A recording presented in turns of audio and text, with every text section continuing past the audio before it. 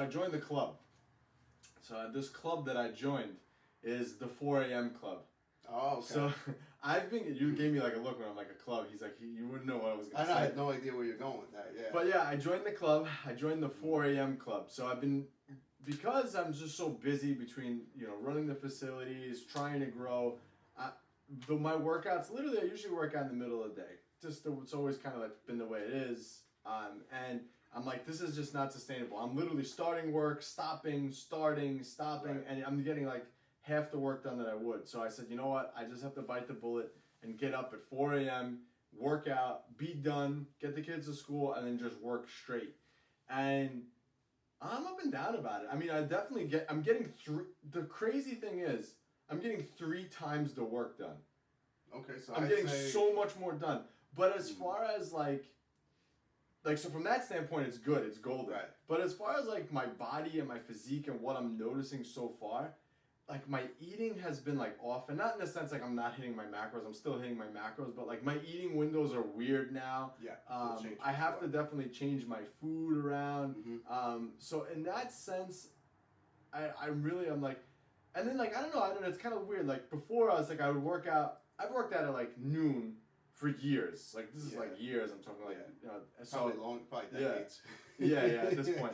So and then I've gone through periods where I've worked out at like 7, but that's not the same as working out at 4. Right. So it's like weird because I'm super pumped up in the morning. Like so usually I'd wake up in the morning and I'm like cold, my body's freezing. Right. So now I'm getting up, I'm exercising, I'm heating up right away, and like my body's more pumped earlier in the day, and by like 7, 8 o'clock at night, I'm like, I'm ready for bed. Right. I'm like, oh man, the day is done. Yeah. And like your body, it feels like I'm almost like more exhausted now than I was before. Right. Like before I'd work out in the middle of the day, and then I never really would get tired. Now, I'm getting tired by like 8:30, 9 o'clock. I'm like, all right, I'm feeling it. Time to go to bed.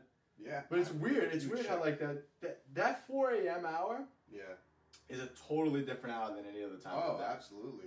Totally different hour than any other time of day. Even if you got up at 6, it's not the same as getting up at 4. No, it's not at all. It's not at all. Your body's not really meant to be awake at that time. Biologically, we're really meant. Is this Liver King talk? I don't know. I don't know what his viewpoints on sleep time is. Not necessarily hours, but schedule. So I do know this because he actually talked about it the other day. I saw it. I read a comment, and he says that he goes to bed when the sun goes down, and once the sun starts coming up is when he gets up. That's actually what I believe. That's pretty much like if you talk to most people, even sleep doctors and people that are definitely more knowledgeable on the subject than we are. I think that's what they agree with. What they fall in line. I had gotten advice from my doctor years ago, and that's exactly what he told me. He's actually Japanese, and he follows a lot more less traditional approaches to medicine and things like that. So when he tells me other lifestyle things, I tend to listen a little bit more because he's not really just reading from the textbook. Yeah. And he's always told me, because he asked me about sleep, and I said, I aim for 8 hours of sleep. And he said, listen, don't worry exactly about the time. He goes, worry more about the quality and the routine. And he said the best way to do it is when that sun goes down, get to sleep, and then let the sun, he says sleep with your windows open, and when the sun comes up, let it naturally wake you up. And he said that's going to give you the best quality sleep. That's a good point. That's always kind of how I sleep. Yeah. That's always kind of how I sleep, like normally. Not now, obviously. Now I'm getting up in the dark, but... Yeah. Well, now it's summer, that's why I mentioned it's definitely still slightly off. It makes it a little more difficult because it's still dark outside. But as far the reason why I'm bringing this up on the podcast is, and I'm not toting about it like people do when they go on Instagram and like, I'm up 4 a.m. crushing it before the sun. Yeah. And I'm definitely getting a lot more done, which is so weird because I've gained. So I work out for like an hour and a half, 2 hours, and depending on the day. So during that time when I'm working out, even if I worked out in the middle of the day, it's still the same amount of hours technically, but I'm gaining 3 times as much productivity from doing it. So from that standpoint, it's worth it. But the reason why I bring this up is because my nutrition has been thrown off. Yeah. So usually as soon as I get up, I have 2 scoops of protein. I'm not hungry in the morning at all. So I usually have 2 scoops of protein, and then I'm good. And then around 10 o'clock, I have like another meal with protein and carbs, and that's usually when like I kind of start my day. So now I've experimented all week with what to do. I tried splitting my protein shake up, getting up, having 1 scoop, and then having another scoop after. But then because the problem is as soon as I'm done, I'm showering and I'm getting the kids ready and I'm running out the door, so I don't have time to sit down and eat. So that's the one thing that's been like a real confusion. So what I've been doing was I'm just not eating now until like midway through my workout. I'll have that shake that I normally would have when I get up at 6. Yeah. So I'm just having that, and then but I'm not having any carbs. So I got to start throwing carbs in there. It's like I had like my eating routine down, and now it's like it's thrown for a loop. Well, how long after you wake up do you actually work out? Like the time between before this or now? Right now. Like, so when you wake up, how long after waking up are you in the gym working out? So I'm getting up. I'm going to the bathroom. Mm-hmm. So that's like, probably about a half hour. Yeah, give or take 20 minutes, half hour. You really have two options then. You could wake up and then you could have like some type of quick digesting carb right away, or like you said, you could have a shake during the middle of the workout with some carbs in it. And I think you're fine either way. I would definitely hydrate. I've been working out first thing in the morning now. I'm not getting up at 4 a.m. I'm getting up about 6, and I'm working out at about 6:45, 7. So my approach is still about the same. I have about from like rising to getting in the gym, I have about 45 minutes.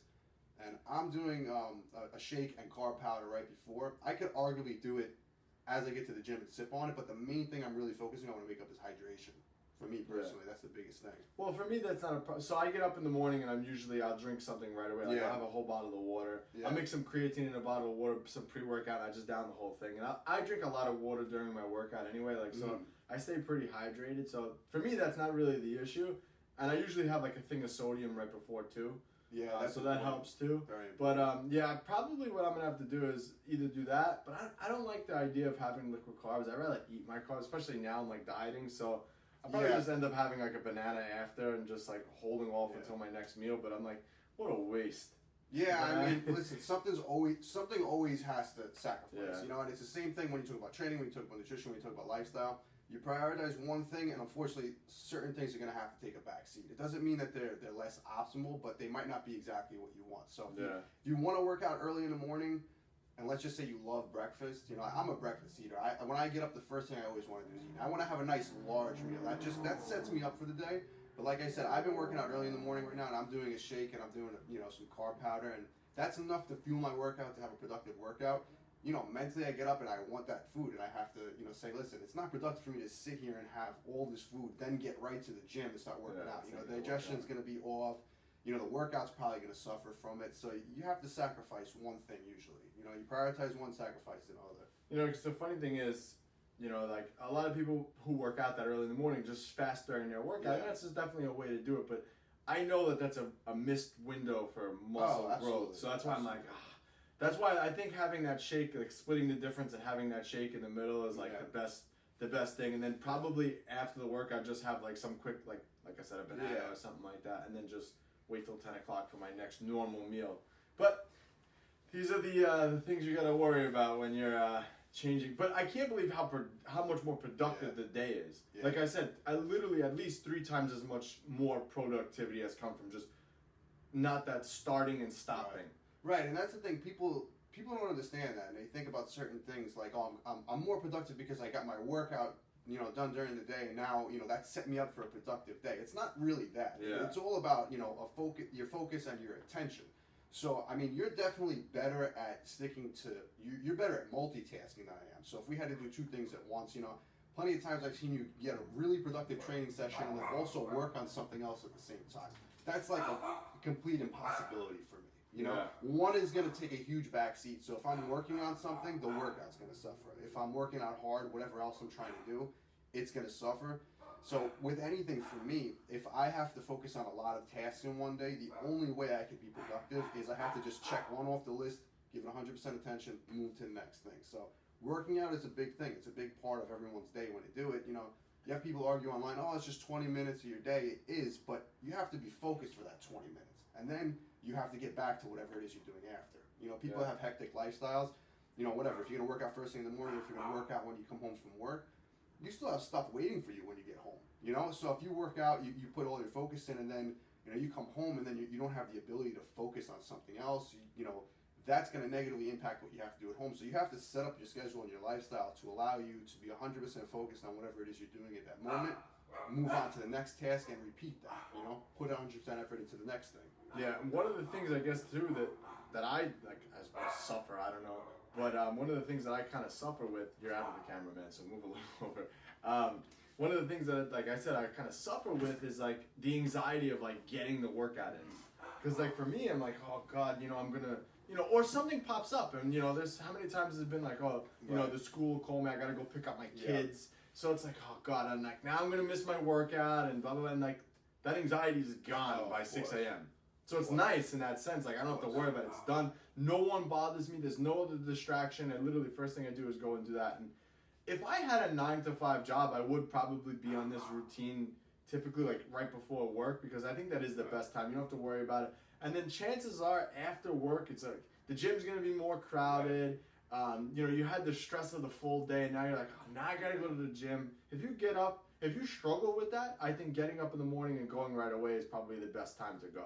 Yeah, I mean that's the truth with anything. Anything that's your most difficult task and your most important task. If you get it done early, it's gonna make everything else easier for the rest of the day, because you checked it off your list and you're already productive for the day. You don't have anything lingering. The worst feeling is at the end of the day.